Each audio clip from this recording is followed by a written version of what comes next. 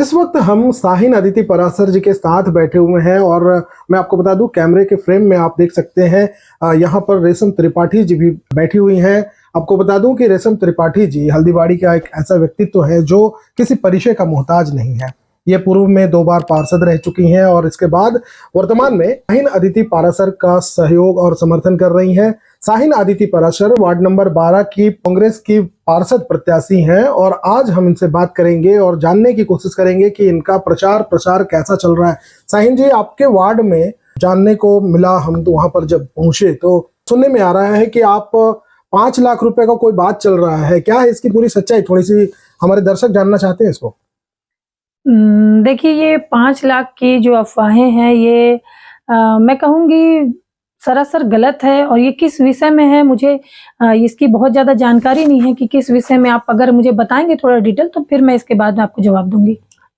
बहुत आश्चर्य की बात है कि आपको पता भी नहीं है। एक्चुअली जानकारी ये मिल रही है कि शाहीन अदिति पराशर को 5 लाख रुपए दे करके और जस्ट एक डमी कैंडिडेट के तौर पर खड़ा किया गया है और वो सेट हो चुकी हैं, जस्ट फॉर्मेलिटी पूरी कर रही हैं, चुनाव नहीं लड़ रही हैं वो। और बीजेपी के जो प्रत्याशी है उसको जिताने के लिए ही वो न्यूट्रल हो चुकी हैं। इसमें कितनी सच्चाई है? सरासर झूठी और बेबुनियाद अफ़वाह है ये। पूरे चिरमिरी वासी जानते हैं, चाहे वो भाजपा हो चाहे कांग्रेस हो, सभी जानते हैं कि मैं पार्टी के लिए काम कर रही हूँ, पार्टी की सक्रिय कार्यकर्ता हूँ और कांग्रेस पार्टी में मेरा एक वजूद है।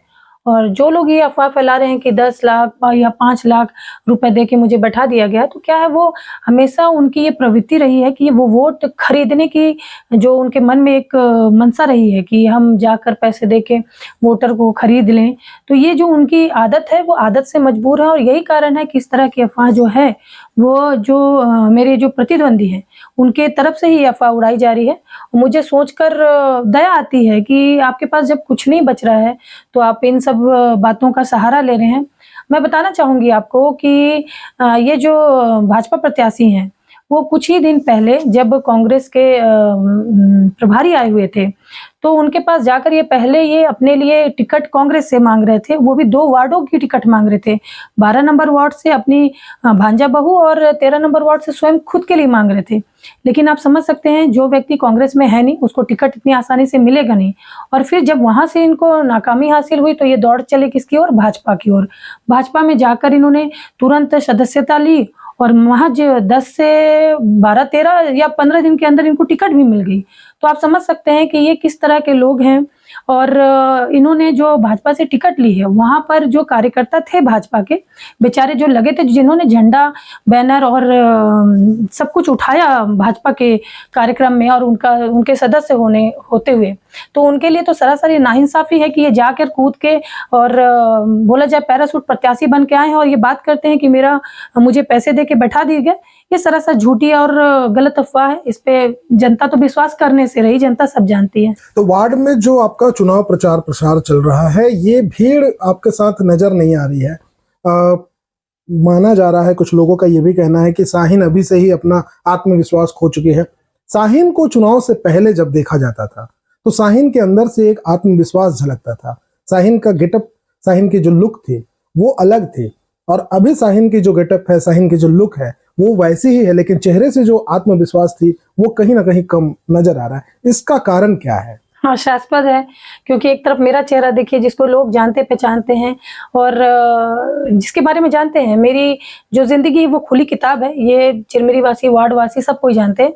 दूसरी ओर जो भाजपा की प्रत्याशी हैं, आप उनका चेहरा देखिए। आज तक आपने किसी भी उनको भाजपा के किसी कार्यक्रम में देखा? कभी वो किसी पार्टी की सदस्य थी? कोई प्रोग्राम, कोई भी ऐसी कोई भी मतलब एक भी फोटो वीडियो या कुछ आपके पास साक्ष्य मिले हैं? और रही बात कॉन्फिडेंस की, तो शाहीन पहले भी कॉन्फिडेंट थी, अभी भी कॉन्फिडेंट है। इसलिए क्योंकि मैं जनता की सेवा करने के लिए आगे आई हूँ।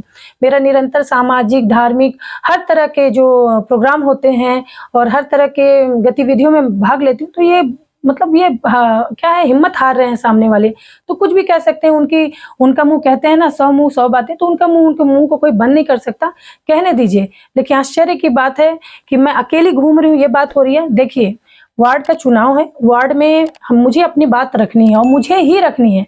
मेरे साथ चाहे 2 लोग हों, 4 लोग हों या चाहे 10 से 15 लोग हों या शायद पूरे वार्ड वासी हों, बात मुझे रखनी है और मैं पूरे आत्मविश्वास के साथ अपनी बात जनता के सामने रख रही हूँ।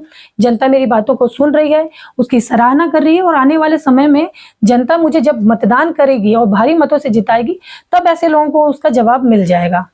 पूर्व पार्षद वहाँ जिस वार्ड से आप चुनाव लड़ रही हैं, पूर्व पार्षद वहाँ पर आपके चाचा ससुर ही थे। हाँ जी। क्या आपको लगता है कि वहाँ पर उनके द्वारा जो काम किया गया है वो काम आपके ऊपर भारी पड़ेगा? लोग उनका समर्थन जिस प्रत्याशी को मिला हुआ है, लोग उसको वोट करेंगे और आपको इग्नोर करेंगे, ऐसा कुछ लग रहा है? बिल्कुल भी नहीं, ऐसा बिल्कुल भी नहीं है। देखिए, चेहरे चेहरे में फर्क होता है। अगर आप बोल रहे हैं कि वो पूर्व पार्षद थे, तो ठीक है, वो थे, उन्होंने जो काम किया, ऐसा नहीं कि वो पहले पार्षद हैं। और जो भी काम हुए, मैं आपको बताना चाहूंगी, वो कांग्रेस के जरिए काम हुए हैं। हमारे विधायक विनय जायसवाल जी और कंचन जायसवाल जी के और कांग्रेस की वजह से, कांग्रेस के कारण वो सब काम हुए। तो उनका अपना कोई व्यक्तिगत ऐसा एफर्ट नहीं लगा है उसमें कि वो ये बोल सके या कोई ये बोल सके कि भाई पार्षद रहते हुए उन्होंने बहुत काम किया और वो जिसको खड़ा कर देंगे तो वो जीत जाएगी। नहीं, ये काम कांग्रेस ने कराया था और जनता ये बात को समझ रही है और कांग्रेस के प्रत्याशी को ही जीतने के लिए जनता आगे आ रही है। उन्होंने बहुत सारे काम किए हैं, कौन सी ऐसी कमियां हैं जिसको पूरा करने का वादा शाहीन अदिति पारासर करेंगे और उनको पूरा करेंगे और उन वादों के साथ जनता का विश्वास जीत पाएंगे? देखिए, वादे मुझे तो काम करके दिखाना है और मुझे लोग मेरे काम से जानते हैं। मुझे आगे जो मैं करूंगी उसके लिए वो तैयार है, जनता भी तैयार है और मैं भी तैयार हूँ। मैं क्यों बताऊं कि मैं क्या करने वाली हूँ। मेरे मन में बहुत सारे ऐसे योजनाएं हैं, ऐसी बहुत सारी प्लानिंग है जो मैं अपने वार्ड की जनता के लिए करना चाहती हूँ। और रही बात जो भाजपा के मतलब जो चाचा ससुर जिनको बोला जा रहा है, आप बोल रहे हैं, तो आप समझिएगा कि उनका क्या योगदान रहा। अगर वो इतने कॉन्फिडेंट है, उन्होंने इतना अच्छा काम किया है और वो जानते हैं कि उस काम के बदले जनता, वो किसी को भी खड़ा कर देंगे तो जनता उन्हें चुन लेगी, तो उन्हें ना लोगों को धमकाना चमकाना नहीं पड़ता। वो महिलाएं जो हमारे साथ घूमती हैं उनको धमकाते हैं कि बिल्कुल शाहीन के पास मत जाओ, वो बुलाती हैं तो नहीं जाना चाहिए। जो लड़के हमारे लिए बैनर पोस्टर लगाते हैं उनको धमकी दी जाती है, उनको परेशान किया जाता है, मानसिक रूप से हमको भी परेशान किया जा रहा है, दुनिया भर की अफवाहें उड़ा रहे हैं। आखिर क्यों? यदि आपको इतना आत्मविश्वास है अपने काम पे तो आप स्वच्छ तरीके से, निष्पक्ष तरीके से चुनाव लड़िए ना। ये सब हथकंडे अपनाने से आपका जो गिरता हुआ मनोबल है वो साफ नजर आ रहा है। अब इसके बाद हम बात करेंगे रेशम त्रिपाठी जी से और उनसे भी जानेंगे कि सहयोग समर्थन उनका पूरी तरफ से शाहीन अदिति पारासर को है।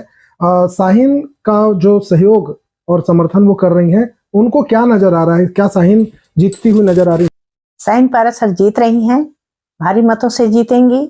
और रहा 20 साल पहले, मैं 2005 से 2009 तक पार्षद रही हूँ उस वार्ड में।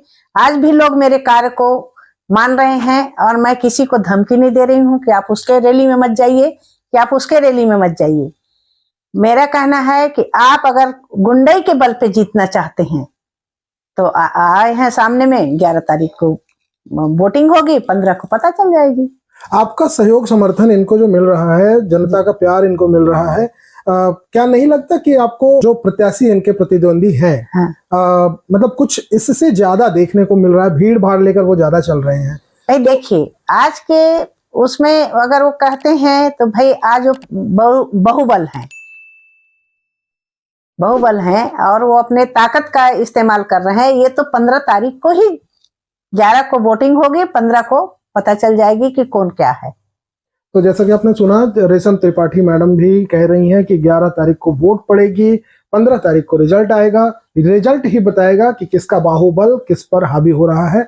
आत्मविश्वास या बाहुबल, कौन जीतेगा ये चुनाव, ये देखने वाली बात होगी। आसपास में घट रही घटनाओं को जानने के लिए चैनल को सब्सक्राइब और खबर को लाइक करना ना भूलें। साथ ही कमेंट सेक्शन में जाकर अपने सुझाव हमारे साथ जरूर साझा करें।